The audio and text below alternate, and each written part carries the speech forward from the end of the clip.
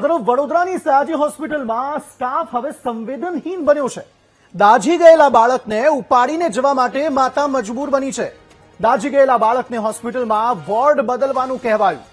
એક વોર્ડમાંથી બીજા વોર્ડમાં જવા માટે વ્હીલચેર કે સ્ટ્રેચર ન મળ્યા તો માતા બાળકને પોતાના ગોદમાં ઉઠાવીને આમ તેમ ભટકવા માટે મજબૂર થઈ ગઈ। બાળકને ચઢાવાઈ રહેલી બોટલ પણ હાથમાં પકડી પરિવારજનોએ જવું પડ્યું। સયાજી હોસ્પિટલની વ્યવસ્થા સામે ગંભીર સવાલો ઉઠી રહ્યા છે।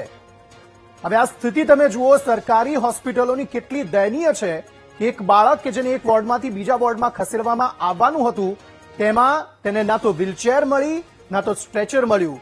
એ પરિવારજનો છે તેને બોટલ જે ચઢાવાયેલી છે બોટલ પણ હાથમાં લઈને એ માતા જે છે પોતાના બાળકને ગોદમાં ઉચકી રાખ્યું છે। તેમના જે અન્ય પરિવારજનો છે તેમણે બોટલ પકડી રાખી છે અને એક જગ્યાએથી બીજી જગ્યાએ જવા માટે આ રીતે તે મજબૂર થયા છે।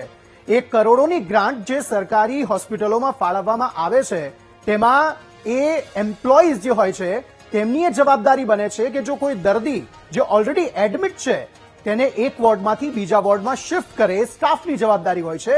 પરંતુ અહીંયા તો સરા જાહેર એવું જ કહી દેવામાં આવ્યું કે તમારે જ જવાનું છે, પરિવારજનોએ જવાનું છે। અને આ સ્થિતિ કેટલી ગંભીર છે તે બાબત પર આ વિડીયો જે છે તે સામે આવ્યો છે તે ઉદાહરણ પૂરું પાડી રહ્યું છે કે કેટલી સંવેદનહીન જે સરકારી હોસ્પિટલો છે તે થઈ ગઈ છે કે એક બાળકને જાતે જ ઉપાડીને પોતાની માતા જે છે તે લઈ જવા માટે મજબૂર બની છે। આ વિડીયો આ પ્રકારના ઘણી બધી વખત સામે આવ્યા છે પરંતુ કોઈ નક્કર કાર્યવાહી નથી થતી। સંવાદદાતા માનુ વધુ માહિતી આપી રહ્યા છે। માનુ, જણાવશો શું વધુ વિગતો આ સમગ્ર મામલે? અંકિત, સયાજી હોસ્પિટલનું તંત્ર છે બેદરકાર બની ગયું હોય, કોઈ જાણે શરમ જ નથી એવી આ તસવીર ને એવો આ વિડીયો છે। 4 થી 5 વર્ષનું બાળક અંગે દાઝી ગયેલું હતું। એક વોર્ડમાંથી બીજા વોર્ડમાં લઈ જવા માટે જે આરોગ્યના કર્મચારીઓ છે એમને ન સ્ટ્રેચર આપ્યું ન વ્હીલચેર આપી અને એના કારણે બાળકને ગોદમાં લઈ જવું પડ્યું। જે બોટલ હતી એક વ્યક્તિ હાથમાં પકડી અને અન્ય જગ્યાએ જઈ રહ્યા છે, એટલે વ્હીલચેર કે સ્ટ્રેચર ન આપી અને આ બાળકને અને એના પરિવારને યાતનામાં મૂકવામાં આવ્યા છે।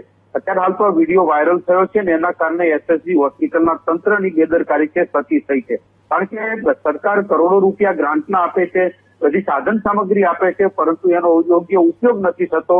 એનો આ નમૂનો છે। સંવેદનહીન કર્મચારીઓ બન્યા હોય એવા આ દ્રશ્યો ઉપરથી દેખાઈ રહ્યું છે। અત્યારે હાલ તો બીજા વોર્ડમાં દર્દી દાખલ થયું છે। હવે તંત્ર શું કાર્યવાહી કરે છે, કોણ જવાબદાર, એ મોટો અહીંયા સવાલ ઉભો થઈ રહ્યો છે। જી અંકિત।